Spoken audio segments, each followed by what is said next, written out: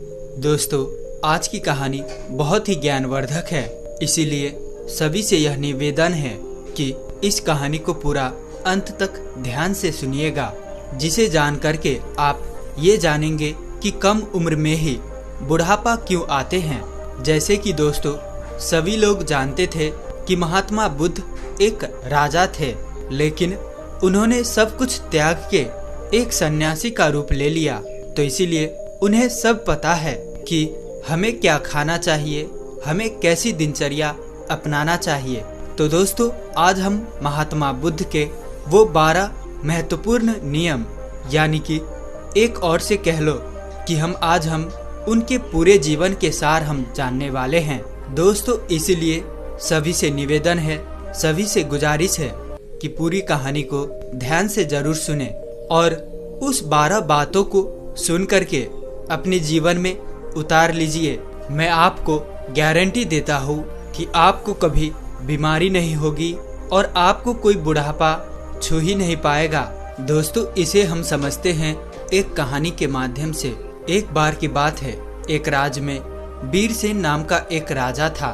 राजा बहुत ही दयालु, बहुत दयावान और एक न्यायप्रिय राजा था। उनके 2 रानियां थी। उनके दोनों रानियां अति सुंदर, वो भी रानियां उस राजा के स्वभाव पर गई थी। वह रानियां भी बहुत ही धार्मिक प्रवृत्ति की थी। तो राजा इतने न्यायप्रिय राजा थे कि उनके प्रजा कभी दुख के सामना ही नहीं करते थे, क्योंकि राजा ने अपने मंत्रिमंडल में 9 ऐसे मंत्रियों का गठन किया था कि जिनके जिम्मे में हर एक डिपार्टमेंट बांटा गया था। तुम प्रजा का खान पान का ध्यान रखोगे, सबके मतलब अलग अलग काम बांटे गए थे। तुम्हें ये कार्य करना है, और इतना उनका सत्य हिदायत था। कोई भी अपने काम में लापरवाही पाने पर उसे मृत्यु दंड दिया जाएगा। इसलिए उनकी जो समूह में, जो उनकी मंत्रिमंडल में जो मंत्री थे, वो बहुत ईमानदारी से काम करते थे। और राजा जो है, कभी भी उसे जब न्याय करना होता था सभा में उनके साथ, तो कभी भी वो अपने न्याय नहीं करता था। वो किसी के साथ एक पक्षी न्याय नहीं करता था। वो दोनों पक्ष के एक एक पॉइंट को समझते थे। दोनों के विषयों पर, मुद्दों पर ध्यान देकर वो सही और निष्पक्ष फैसले सुनाते थे। इस तरह से राजा के प्रजा के जो राज्य थे, उसमें सब प्रजा सुखी थे। अब राजा का एक नियम यह भी था कि हर हफ्ते एक सभा लगेगी। पूरे राज्य के जितने लोगों थे, उनकी एक सभा बुलाई जाती थी। किसके घर कितने अनाज हो रहा है, किसके घर खाने को नहीं है, उसे अनाज दिया जाता था। ऐसी एक प्रकार की व्यवस्था थी। तो उनके जो सभी जो है प्रजा थे, वो एकदम सुख जीवन में चल रही थी। तो इसी समय से उनका राज्य आसानी से चल रहा था। सारी प्रजाएं सुखी थी, और इसी सुखी के वजह से हमेशा जो है सारी प्रजाएं राजा का गुणगान गाया करते थे। ऐसे ही एक दिन सभा चल रही थी। उसी सभा में एक किसान और उसकी पत्नी आते हैं और कहते हैं, महाराज, आज हमारे पास एक बहुत बड़ी समस्या है। कृपया आप हमें हमारी समस्या का समाधान करें। राजा बोलते हैं, क्या बात है, बताइए किसान। कहते हैं कि मेरे 2 बेटे हैं। अभी मेरे बेटे की उम्र बहुत कम है। अभी उसकी उम्र ज्यादा से ज्यादा 27 से 28 साल होगा, लेकिन वो देखने में ऐसा लग रहा है कि जैसे उसकी उम्र 60 साल हो। बाल झड़ते जा रहे हैं और उसके पेट निकलते जा रहा है। बड़ा आलसी है, कोई काम नहीं करता है। हमने अपने हिसाब से इधर उधर दवा कराया, लेकिन कोई फायदा हुआ नहीं। महाराज कहते हैं, ठीक है, मंत्री को आदेश देते हैं। मंत्री अपने राजवैद्य से इस किसान का बेटे का इलाज करवाया जाए। जो भी खर्चा होगा उस राज्य कोष से दिया जाए। मंत्री ऐसा ही करते हैं। उनके दोनों किसान के बेटे का इलाज राजकोष के खर्च से राजवैद्य करते हैं। काफी दिन इलाज चलने के बाद फिर वो किसान सभा में उपस्थित होते हैं और कहता है कि महाराज, कोई आराम नहीं हुआ, मेरा बेटा वैसे की वैसे ही है। राजा कहते हैं, ठीक है, हम इस पर विचार करेंगे। इस पर विचार चल ही रही थी कि उसी गांव से, उसी राज्य से 2 लोग और आते हैं। पति और पत्नी रोते हुए आते हैं और वे भी वही कहते हैं, समस्या यही होती जा रही है। फिर धीरे धीरे सभा चल ही रही थी कि ऐसे ऐसे एक एक करके पूरे गांव के आधा से ज्यादा लोग आए। राजा असमंजस में पड़ गए। उन्होंने तुरंत आपातकालीन सभा बुलाई कि सारे राजवैद्यों को बुलाया जाए, दूर दूर से राजवैद्यों को बुलाया जाए और दिखाया जाए कि आखिर ऐसी क्या समस्या है जिसकी वजह से हमारे राज्य के सभी नवयुवक बूढ़े दिखने लगे हैं। इस पर पूरा खोज करे, अनुसंधान करे। राजा का यह सख्त आदेश था। सारे मंत्रियों को जल्द से जल्द इस पर कार्रवाई किया जाए। पूरे राज्य के छानबीन करके सबके घर के पता लगाया जाए कि इसका क्या कारण है। बाहर से भी वैद्य को बुलाया गया। जितने जितने प्रसिद्ध वैद्य थे सारे वैद्य को बुलाया गया और फिर एक आपातकालीन बैठक की। उस आपातकालीन बैठक में सारे राजवैद्यों से विचार विमर्श किया गया कि राजवैद्य लोग, आपके पास 10 दिन का समय है। इस 10 दिन के समय में पूरे राज्य के हर एक घर घर की बीमारी का आप पता लगाइए। ऐसी कौन सी बीमारी है, क्या चीज खाने से ये हो रही है, उसे पता लगाया जाए। जो भी राजवैद्य इस बीमारी का सही सटीक पता लगा लेगा, उस राजवैद्य को पुरस्कार के रूप में मैं एक राज्य दे दूंगा। अब सारे राजवैद्य एकदम से जुट गए, अपने पोथी पथरा किताब लेकर के, और घर घर जाके रात दिन एक करके पूरा 10 दिन छानबीन चलता रहा। फिर 11वें दिन राज की सभा लगती है। उस राजसभा में सारे राजवैद्य, पूरे राज्य के लोग इकट्ठा होते हैं। फिर राजा एक एक करके सारे राजवैद्य से पूछते हैं। सारे राजवैद्य अपने अपने विचार रखते हैं। महाराज, हमने तो बहुत छानबीन किया और छानबीन के हिसाब से औषधियाँ और उपचार भी किए, लेकिन किसी को आराम नहीं मिल रहा है। तो उसमें से एक राजवैद्य खड़ा होता है जो बहुत बुजुर्ग था। उसकी उम्र लगभग 130 से 135 साल की थी और उसने कहा, हमारा जो अपना निष्कर्ष निकला, हमारा जो अपना अनुभव है, उस अनुभव से हमें यही लगता है कि यहाँ के रहन सहन, यहाँ के खाने में कुछ दिक्कत हो रही है, जिसकी वजह से ये सब हो रहा है। लेकिन हमारे पास इसका सटीक जवाब नहीं है। राजा उस बुजुर्ग राजवैद्य की बात को सुनकर असमंजस में पड़ जाता है। 130 साल का बुजुर्ग बता रहा है तो इसका समाधान क्या होगा। कुछ देर बाद वह राजा कहता है, राजवैद्य, आप अब इसका समाधान आप ही बताएंगे, क्योंकि हम आज 1 महीने से इसके कारण हम खुद बहुत ज्यादा चिंतित है। हमारी प्रजा परेशान होती जा रही है और हम भी देख रहे हैं, हम भी इसी सोच में परेशान होते जा रहे हैं। मेरे भी बाल झड़ने शुरू हो गए हैं। हमारे परिवार में महारानियां, राजकुमार, राजकुमारियां जो भी है, सब लोग अपनी प्रजा से परेशान है। आखिर समाधान तो बताइए। फिर वह राजवैद्य हाथ जोड़कर खड़े होते हैं और राजा से कहते हैं, राजा हमें क्षमा करिए, लेकिन हमारे पास एक उपाय जरूर है। इस समस्या का सारा समाधान एक ही आदमी के पास है। अगर उस आदमी को ढूंढ के लाया जाए तो आपकी राज्य के सारे समस्याएं खत्म हो जाएगी, सारी बीमारियां खत्म हो जाएगी। उनके अलावा इसका समाधान किसी के पास नहीं है। महाराज कहते हैं, राजवैद्य जल्दी बताइए, इस शुभ काम में देरी मत करिए।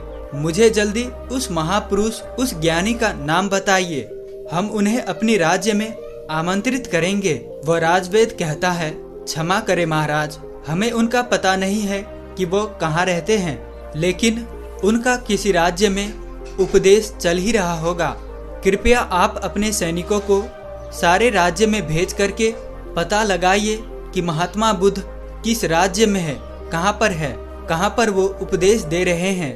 केवल उन्हीं के पास इस समस्या का समाधान है और दूसरा किसी के पास इसका समाधान नहीं है। राजा ये बात जैसे सुनते हैं राजवैद्य के मुंह से, अपने जो वो 9 उनके मंत्री थे, जो सबसे काबिल मंत्री थे, उन्होंने उनको आदेश दिया कि जल्दी से जल्दी महात्मा बुद्ध का पता लगाया जाए और उन्हें आदर सम्मान के साथ अपने राज्य में लाया जाए। ये हमारा सख्त आदेश है।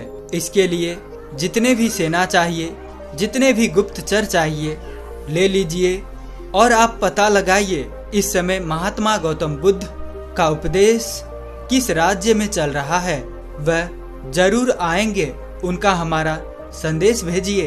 अगर वह नहीं आते तो आप मुझे बताइएगा, मैं खुद उनके पास चला जाऊंगा। अपने समस्या का निवारण लेकर सारे मंत्री तुरंत चारों दिशा में फैल जाते हैं और काफी अथक प्रयास करने के बाद, काफी मेहनत करने के बाद महात्मा बुद्ध का काफी दूर राज्य में पता चलता है कि वहां उपदेश दे रहे हैं। मंत्री वहां जाता है और महात्मा बुद्ध को प्रणाम करता है और कहता है, भगवान, आपको हमारे राजा ने बुलाया है। हमारे राज्य में बहुत बड़ी बीमारी आ गया है, कृपया आप हमारे साथ चलने का कृपा करें। महात्मा बुद्ध इतने दयालु, हंसमुख, उनका तो बस एक ही उपदेश था कि हमारे पूरे भारतवर्ष स्वस्थ निरोग रहे, किसी के मन में छल कपट ना हो, कभी कोई दुखी ना हो, सभी लोग हंसते रहे। जैसे ही उन्होंने सुना सैनिक के मुंह से, उन्होंने कहा, क्यों नहीं, तुरंत चलते हैं। और महात्मा बुद्ध उस मंत्री के साथ मंत्री के राज्य में आने के लिए तैयार होते हैं और उनके साथ जो उनके शिष्य थे वो भी आते हैं। महात्मा बुद्ध को राजा दरबार में स्वागत करता है, उन्हें प्रणाम करता है, उन्हें सादर आमंत्रित किया जाता है, बड़े स्वागत सम्मान किया जाता है। और फिर वह राजा महात्मा बुद्ध से कहते हैं, आप ये हमारे प्रजा, अब देख रहे हैं इतनी विशाल प्रजा है, बड़े ही हंसमुख प्रजा थी, बड़े ही सुखी प्रजा थी, लेकिन आज इनके ऊपर बहुत भारी विपत्ति आ गई। जब इनके ऊपर विपत्ति आ गई है तो मान लो हमारे ऊपर भी विपत्ति आ गई है। ये प्रजा नहीं है, ये हमारे परिवार के सदस्य है। कृपया आप ही इन सब का समस्याओं का समाधान करें। महात्मा बुद्ध राजा की तो पहले ही प्रशंसा सुन चुके थे। राजा के सोच और विचार से महात्मा बुद्ध प्रभावित होकर महात्मा बुद्ध मुस्कुराते हैं और राजा से कहते हैं, क्यों नहीं, ये तो कुछ नहीं है, सब ठीक हो जाएगा, ये समस्या सब लोग अपने आप पाले हैं। ऐसी बातें सुनकर राजा मुस्कुराता है, इतनी बड़ी समस्या है और महात्मा बुद्ध कह रहे हैं कोई समस्या नहीं है। तो राजा कहते हैं, ठीक है गुरुवर, जैसे भी हो आप हमारे प्रजा को ठीक कर दे। महात्मा बुद्ध के सामने एक चेला खड़ा था। महात्मा बुद्ध उस चेले के तरफ इशारा करता है तो चेला कहता है, ठीक है राजा, कल से मैं रोज सुबह 4 बजे आपके राज्य में हमको एक ऐसा खुला स्थान दे दीजिए जहाँ पे आपके राज्य के सारे लोग एकत्रित हो सके, जहाँ खुला वातावरण हो, जहाँ प्राकृतिक धूप आती हो, जहाँ प्रकृति की सारे हवाएं आती हो, सुनहरा माहौल हो। वहाँ पे कल से हमारा 4 बजे से शुरू हो जाएगा लोगों को उपचार देना, लेकिन उससे पहले आप अपने राज्य में एक आदेश लागू कर दीजिए कि सब उस स्थान पे, आपके पूरे राज्य पे और आप खुद उस स्थान पर सभी लोग उपस्थित हो। सभी लोग को वहाँ से कल से ही उपदेश देना शुरू हो जाएगा और यह उपदेश 12 दिन तक चलेगा।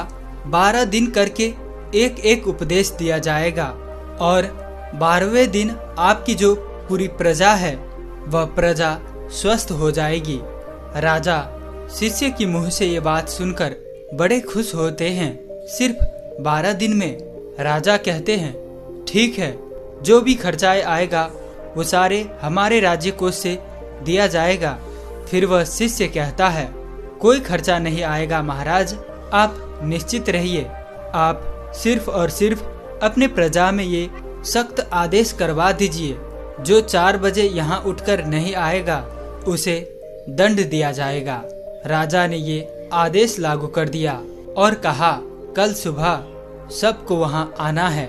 राजा ने एक बहुत बढ़िया सा स्थान निर्धारित किया और कहा कि कल पूरी प्रजा उसी स्थान पर आएगी, हम भी आएंगे और वहाँ पर महात्मा बुद्ध की विचार को सुनेंगे और जैसे महात्मा बुद्ध कहेंगे हम उसके पालन करेंगे और हमारे सारे गुप्तचर सबके घरों पर निगरानी रखेंगे।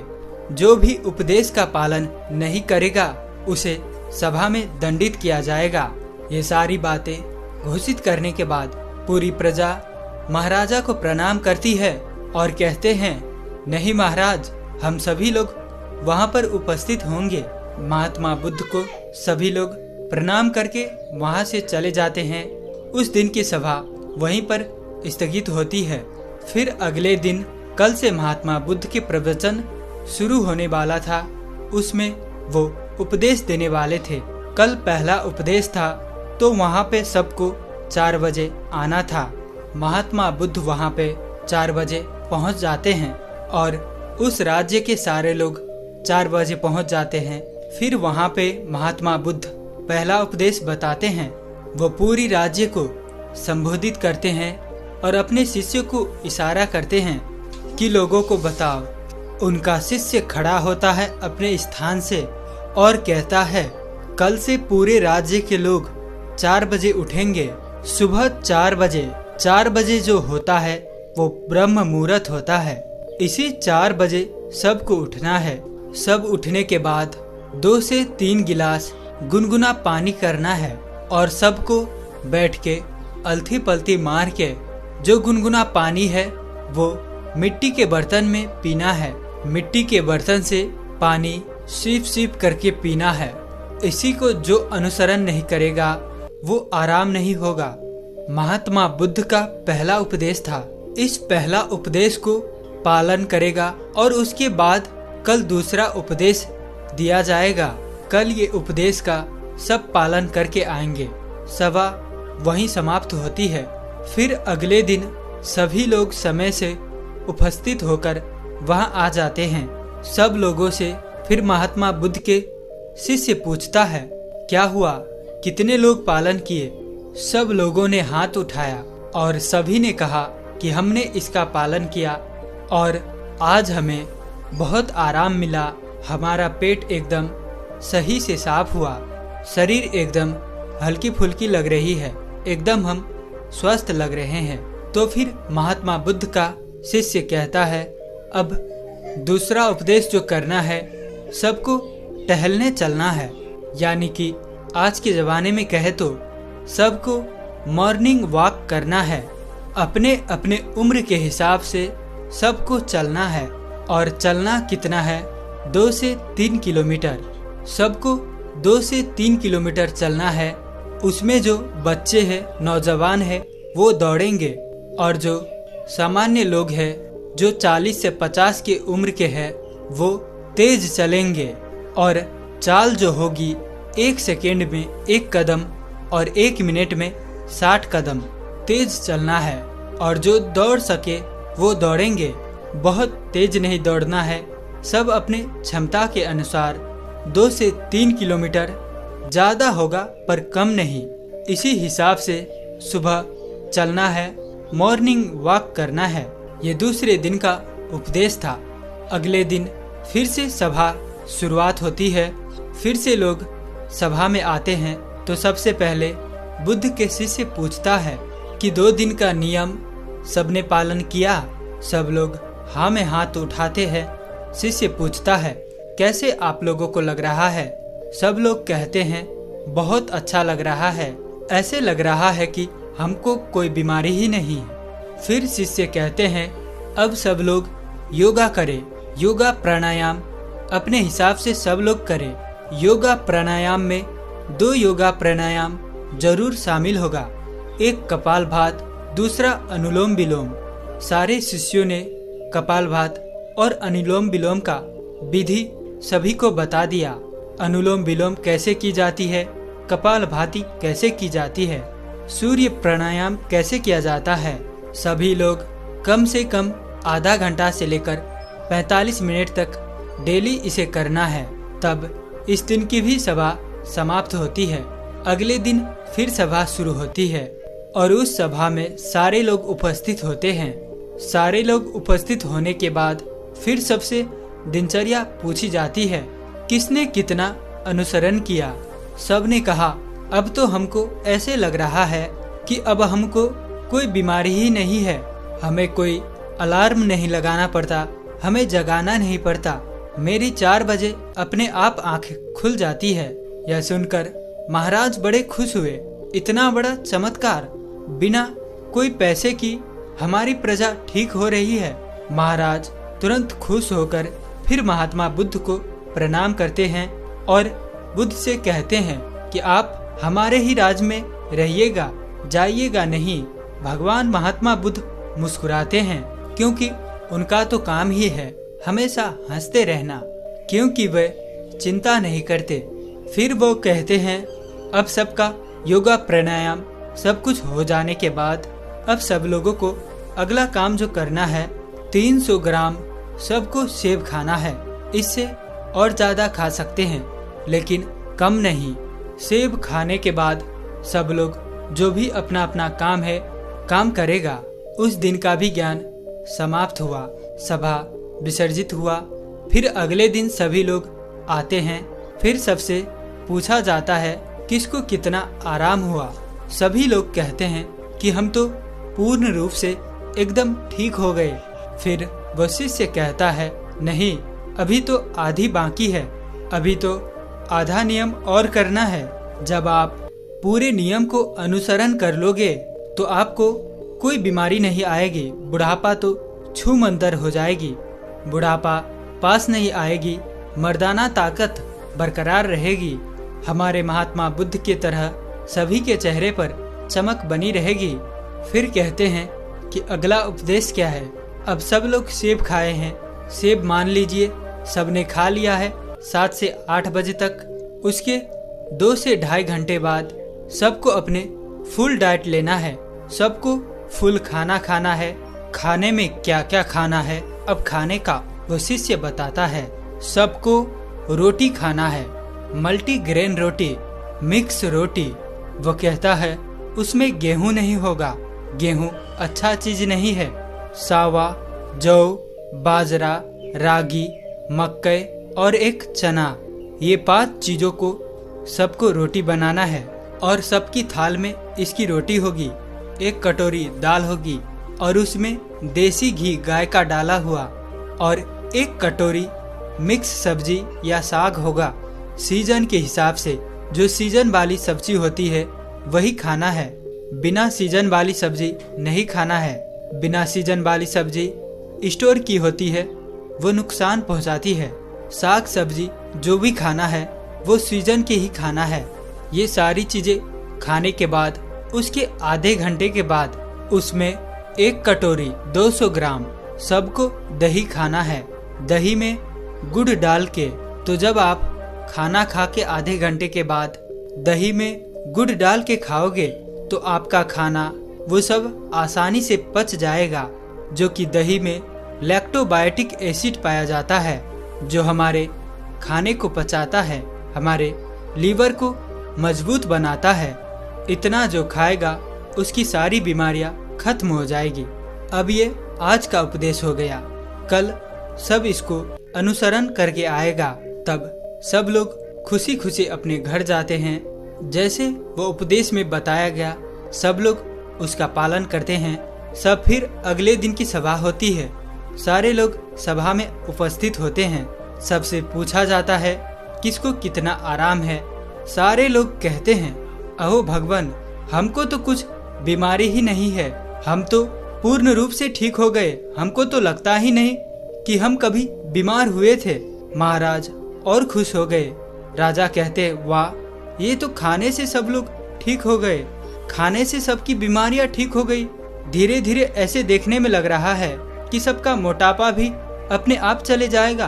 तब वह शिष्य कहता है, रुकिए, अभी तो और कुछ बाकी है, अभी तो इतना ही है, आगे की और सुनिए।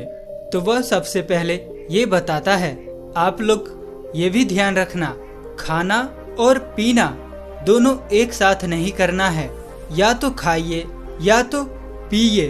कहने का तात्पर्य है, अगर हम पानी पी रहे हैं, कोई भी तरल पदार्थ ले रहे हैं, तो हम उसको खाने से 1 घंटे पहले या खाने के 1 घंटे बाद ही लेंगे। खाते समय 1 घुट पानी नहीं पीना है और ना ही खाने के बाद हमें तुरंत पानी पीना है। खाना खाने के 1 या 1.5 घंटे बाद ही हमें पानी पीना है। इस बात को ध्यान में रखें। अब फिर बताते हैं शाम को क्या नाश्ता लेना है।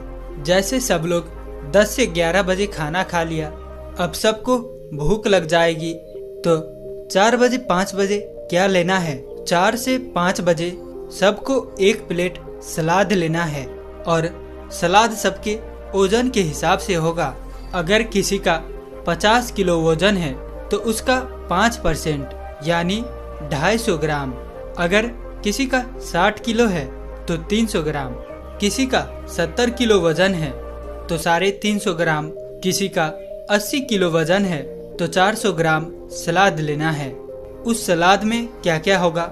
सलाद में होगी गाजर, चुकंदर, मूली, टमाटर और उसमें 1 टुकड़ा होगा अदरक का, 3 से 4 लहसुन की कलियां होंगी और उसको स्वाद के लिए आपको छिड़कना है, तो उसमें आप काला नमक डाल सकते हैं और जीरा, भुना हुआ जीरा भी डाल सकते हैं। सलाद लेने के पहले भी कुछ खाना पीना नहीं, जैसे पहले की बता दिया है।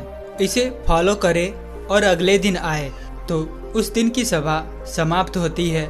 सब लोग अपने घर जाते हैं और जैसे तैसे वो नियम बताए गए थे सब लोग उनका पालन करते हैं। फिर जब वो अगले दिन सभा में आता है तो उनसे पूछा जाता है, आप लोगों को कैसे लग रहा है, आपकी शरीर कैसे लग रहा है। सब लोगों के चेहरे पर मुस्कान और सबके चेहरा जैसे एक तेज की तरह चमक रहा था। ऐसे लग रहा था कि मानो इनकी ढलती उम्र थम सी गई है, इतना एहसास हो रहा था। फिर राजा बड़े खुश होते हैं। प्रजा खुशी खुशी से सब उत्तर दे दिए। फिर वह राजा महात्मा बुद्ध के चरणों में जाकर प्रणाम करते हैं। वह कहता है, धन्य है भगवान, आपने तो सबको खाने से ठीक कर दिया। तो वो शिष्य कहता है, महाराज रुकिए, अभी तो और सारे उपदेश बाकी है। अभी जब मैं पूरा उपदेश बता दूंगा तो हमारे भगवान की तरह कोई बीमारी नहीं होगा, कभी किसी को बुढ़ापा ही नहीं आएगा। राजा कहते हैं, जल्दी बताइए गुरुवर, जल्दी बताइए, हमसे सारी चीजें सुनने को बड़ी इच्छा है। मन में भी मैं अपने आप को ऐसा महसूस कर रहा हूँ कि जैसे मुझे कोई बीमारी नहीं है। मैं अभी 16 साल का हूँ। फिर बताते हैं अब रात को क्या करना है। सबका खाना जो रात का है, सूर्य डूबने से पहले सब लोग खाना खा लेना है, क्योंकि जब सूर्य ढलने लगता है हमारे पेट पर जब सूर्य की रोशनी पड़ता है, हमारा जो जठरा अग्नि है, हमारा अग्नाशय, वो ज्यादा काम करता है। जब धीरे धीरे सूर्य की रोशनी झड़ने लगती है, कम होने लगता है, तो जठर अग्नि काम करना बंद कर देती है। इसीलिए ऋषि मुनि लोग सूर्य डूबने से 1 घंटे पहले खाना खा लेते थे। तो इसके 2 फायदे हैं। जब आप सूर्य डूबने के पहले खाना खा लेंगे तो आपका सारा खाना पच जाएगा, और जब आप सोने जाएंगे तो 3 से 4 घंटा में आपका खाना पूर्ण रूप से अच्छी तरह से पच जाएगा। इसके फायदे, एक तो आपकी नींद बढ़िया आएगी। अगर आप लेट खाना खाते हैं, अपने जीवन को बिगाड़ लेते हैं, तो उसमें क्या होता है, आपको जल्दी नींद नहीं आएगी, आपके पेट में अच्छे से खाना डाइजेस्ट नहीं होगी, पचेगा नहीं। इससे आपको गैस एसिडिटी बनेगी। इसीलिए आपको सूर्य उदय से 1 घंटे पहले रात की खाना खा लेना है। और खाने में क्या क्या लेना है, वही मल्टीग्रेन रोटी और साग सब्जी सीजन के हिसाब से, बस 2 चीजें। और खाना कितना खाना है, नाम मात्र, यानी कि हल्का खाना खाना है जिससे लगे कि आपने खाना नहीं खाया है। फिर उसके 1 घंटे के बाद आपको 1 गिलास दूध पीना है। उसमें 3 ग्राम हल्दी डाल देना है। हल्दी शुद्ध घर की होना चाहिए, बाजार की नहीं। उसे उबालकर फिर ठंडा हो जाए फिर आपको पीना है। हल्दी वाला दूध आपकी सारी बीमारियों को नाश कर देगा। ये इतनी शक्तिशाली होती है। अब सब इसको पालन करेंगे और उसको फॉलो करने के बाद दूध पीने के तुरंत बाद सोने नहीं चला जाना है। दूध पी के 1-2 घंटे के बाद सोने चला जाना है और आपको रात्रि के 10 बजे तक में सोने चला जाना है। जब आप 10 बजे सो जाएंगे आपको फर्स्ट क्लास नींद आएगी। आपके सारे खाने डाइजेस्ट हो गए। जब आपको अच्छी नींद आएगी तो 4 बजे सुबह अपने आप आपकी आंखें खुल जाएगी। आपको कोई टेंशन नहीं रहेगा, कोई बीमारी नहीं लगेगी। आखिरी में शिष्य कहता है, ध्यान से सुनिएगा, सबको वर्तमान में जीना है, सबको बच्चे की जिंदगी जीना है। जैसे जो छोटे बच्चे होता है उन्हें कोई टेंशन नहीं होता है। मेरे मम्मी का पड़ोसी से झगड़ा हो रहा है, पड़ोसी का पापा से झगड़ा हो रहा है, उसे कोई मतलब नहीं। मेरे घर में खाना है या नहीं है, उस छोटे बच्चे को जो खाना मिल जाता है वो उसे खाकर अपने आप खेलता रहता है, सिर्फ उसका पेट भरा रहे। अगर उसका पेट भरा हुआ है तो उसे कोई मतलब नहीं। इसीलिए आप सभी अपना वर्तमान में जिए, भूत भविष्य का चिंता मत करिए। आज हमारे साथ जो है उसमें खुश रहिए। भविष्य में क्या होगा, भूत में क्या बीत गया, उसकी चिंता मत करिए। जब आप वर्तमान में जिएंगे तो कोई टेंशन नहीं होगा, तनाव नहीं होगा और बीमारी नहीं होगी। जो लोग इन नियमों का पालन करेंगे। और एक बात, कभी कोई बाहर की चीज मत खाना, जो खाना अपने घर की शुद्ध बना करके खाना, क्योंकि बाहर की चीजों में बहुत मिलावट होती है। ये आज की पूरी उपदेश, उसी उपदेश को जो पालन करेगा वो कभी बूढ़ा नहीं होगा, उसे कभी बीमारी नहीं होगी। ये नियम सब पालन करेंगे। फिर 1 महीने बाद यहीं पर एक सभा लगेगी, सब इसी सभा में उपस्थित होंगे। समय बीत गया, 1 महीना फिर हुआ। 1 महीने बाद महात्मा बुद्ध महाराज के पास पहुंचते हैं, उनके दरबार में पहुंचते हैं। महाराज दौड़ करके उनके स्वागत सत्कार से सम्मान करते हैं और कहते हैं, आइए गुरुवर आइए, ये तो राज्य आपका है। महात्मा बुद्ध मुस्कुराते हैं, बताइए राजन, आप लोग कैसे हैं, आपका प्रजा लोग कैसे हैं। राजन कहते हैं, अहो भगवान, आपने जो उपदेश दिया है, हमारी पूरी प्रजा ऐसे देखने में लग रही है जो 60 साल के थे, लग रहे 15-20 साल के हो गए। सबकी ढलती हुई उम्र रुक गई है, सब लोग हृष्ट पुष्ट है। हमारे राजवैद्य लोग तो बैठ के आराम कर रहे हैं, उन्हें तो कोई दवा की जरूरत ही नहीं है। सब लोग अपने आप तंदुरुस्त है, हमारी प्रजा बड़ी खुश है। मैं यही चाहता हूँ कि कल हमारे प्रजा आपकी दर्शन करना चाहती है। कल सभी को सभा में बुलाता हूँ, कल के लिए आप कृपया करके रुक जाइए। और राजा अपनी पूरी प्रजा को एकत्रित करता है। उनकी सारी प्रजा महाराज भगवान बुद्ध को प्रणाम करता है। महात्मा बुद्ध मुस्कुराते हैं और कहते हैं, आयुष्मान भव। सब लोग खुश होते हैं, पूरी प्रजा खुश होते हैं। इस उपदेश को जीवन भर पालन करने का सब लोग वहीं पर प्रण लेते हैं।